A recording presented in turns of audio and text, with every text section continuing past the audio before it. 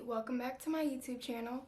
So in today's video, I'm going to be telling you all or talking about how I became a cosmetologist and a curly hair specialist at 18 years old. So the age, I mean, anyone can be a cosmetologist at any time, but people are like, oh my god, like you're so young, how are you already in your career? So I'm just going to tell you all everything about that. And I kind of do want to make this a series, so if you guys want to see tips and tricks in the industry on booth rent or commission, or classes or clients, pricing, anything like that, let me know down below, because I do get a ton of questions just on how I became a curly hair specialist so young and how I was able to pursue curly hair. So starting off, let's see, I've always been young in my class, so I was always I started kindergarten at 4, so my birthday's in September, and school started in August. September I would turn 5. So that's kind of I graduated at 17 out of high school. So that's kind of I can't be oh, you have to, but you can be any age and be a cosmetologist. But that's just what happened for me, and I already knew I wanted to do hair in middle school because I was very into makeup and hair, but in middle school I straightened my hair a lot. So I didn't really embrace it until high school. It's kind of going through my natural hair journey as well as helping me find my career. It's in one almost. So I don't know, I just started embracing my curls, and I just never liked how my hair came out when I got it cut wet or straight. It was always uneven, or it would look good straight and then it went back curly and it would be uneven. I don't know. I just was always crying or upset when I got my hair cut.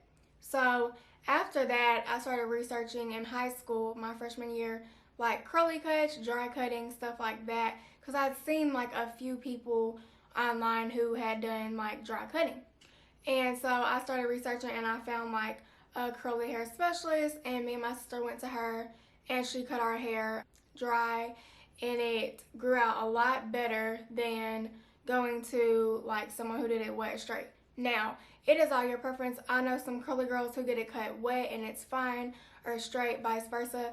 That is all up to you. For me, my hair does way better dry. It looks better, it holds the shape, and you already know how you're shaping the hair in general.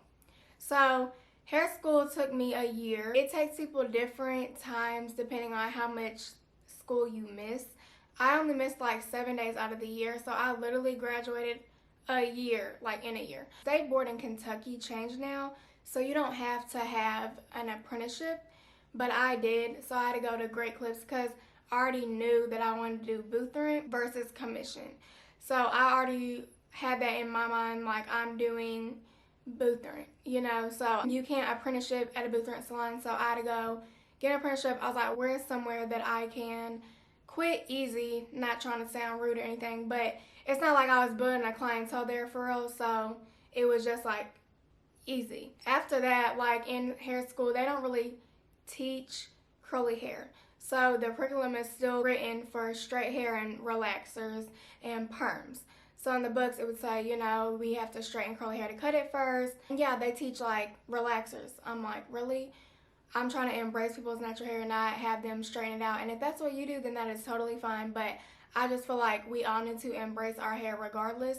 And it was also told that you need to thin out curly hair. No, you do not. My hair got thin growing up, and it's just curly hair can be thick. And my thing is too, not everyone's curly hair is thick, but it doesn't need to be thinned out because that takes away the curl. Because I'll still have, some older clients who come to me and they're oh, it needs to be thinned out. But I'm not going to thin out your hair because that's going to take away your curl pattern. So the curriculum is just written way back in the day on old things that we don't, people didn't embrace back then. They didn't embrace their thick hair. They didn't embrace their curls, anything like that. So I kind of had to go off by myself in hair school and really find what I wanted to do. And I knew I wanted to do curly hair. I started practicing on myself in high school, and my sister and my friends who were transitioning would come to me and I would cut their hair.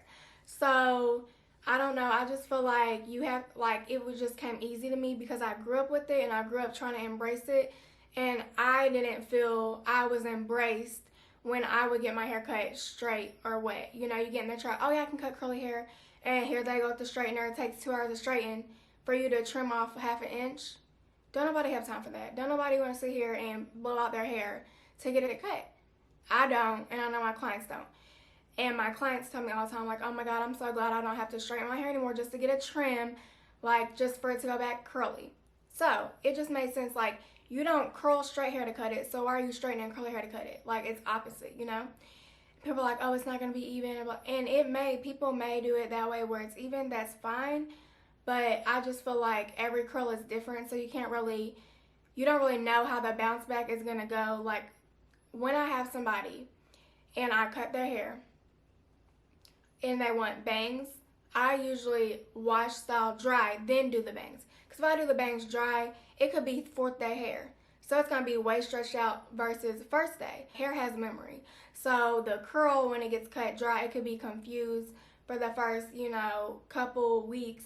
And then it's like, oh yeah, here, I curl right here. So like, just like Olaf said, water has memory, hair has memory too. So it's going to know what its natural state is regardless. Also, hair school, I just told them I know what I'm doing, get out of my way, to be honest, and they listened.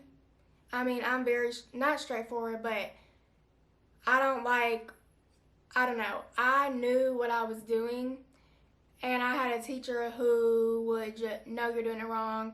I cut this much off of curly hair, and it doesn't make a difference, wet, blah, blah.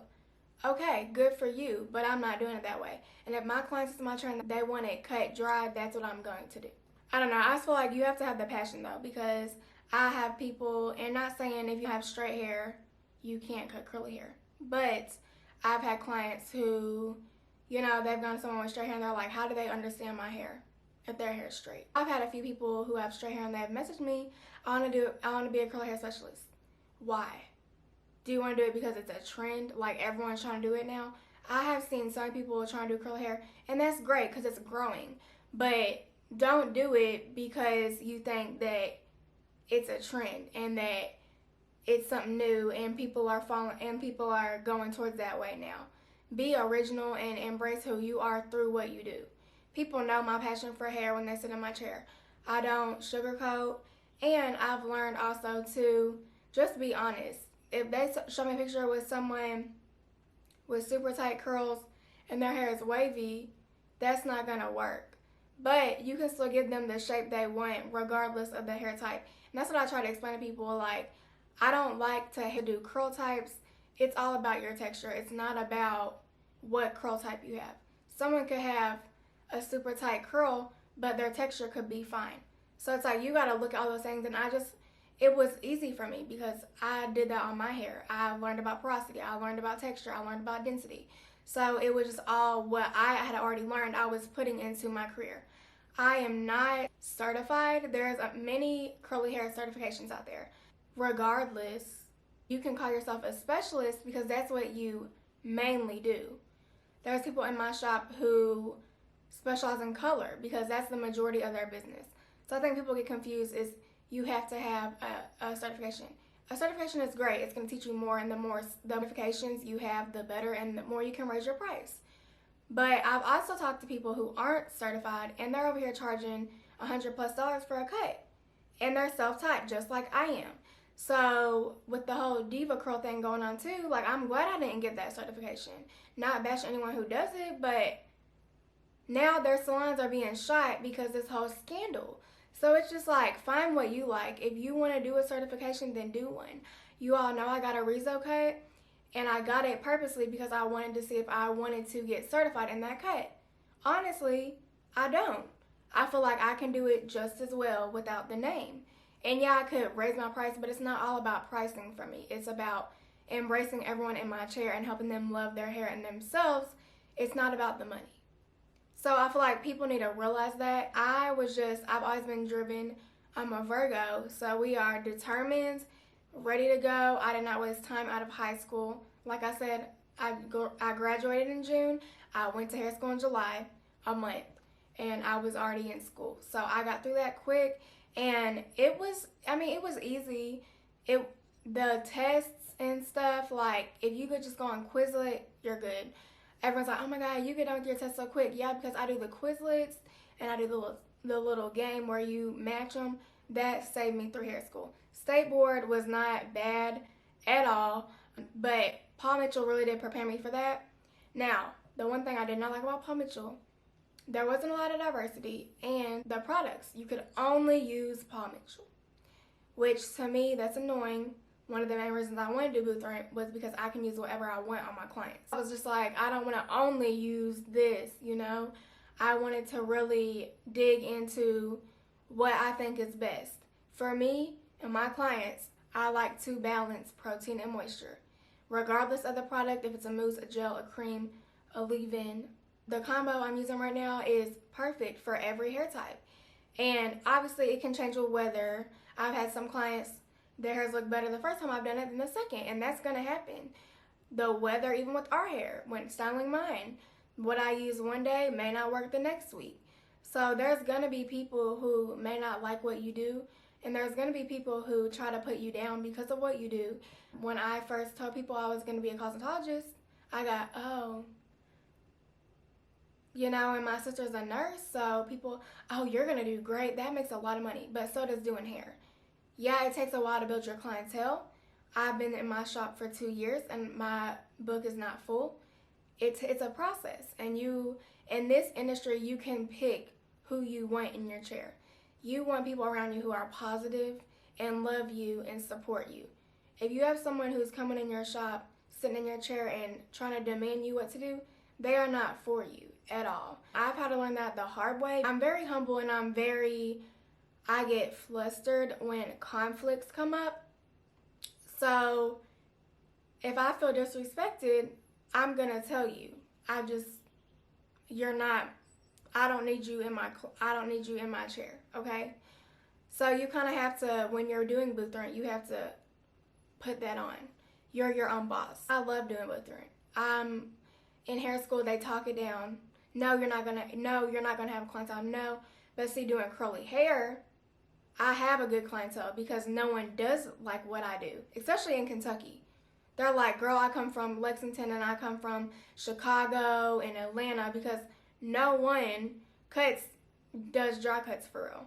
I just feel like you need to know your market, and you need to know your group of people that are around you, and then it will come natural. But don't force anything. Do not sit here, and I had a coworker who I worked with at Great Clips, and I still did my curly haircuts when I was there.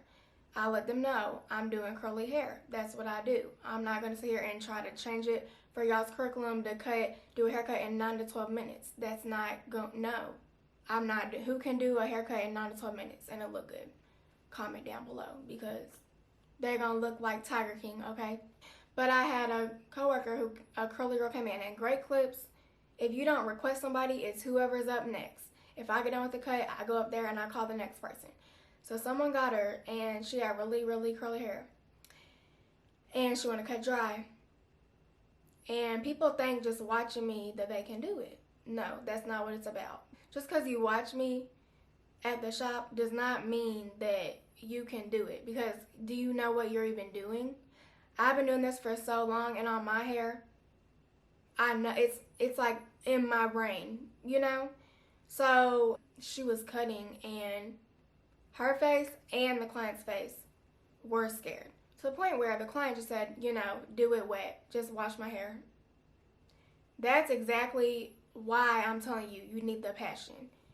Everything is a learning process, but don't try to force anything. You need to have that passion.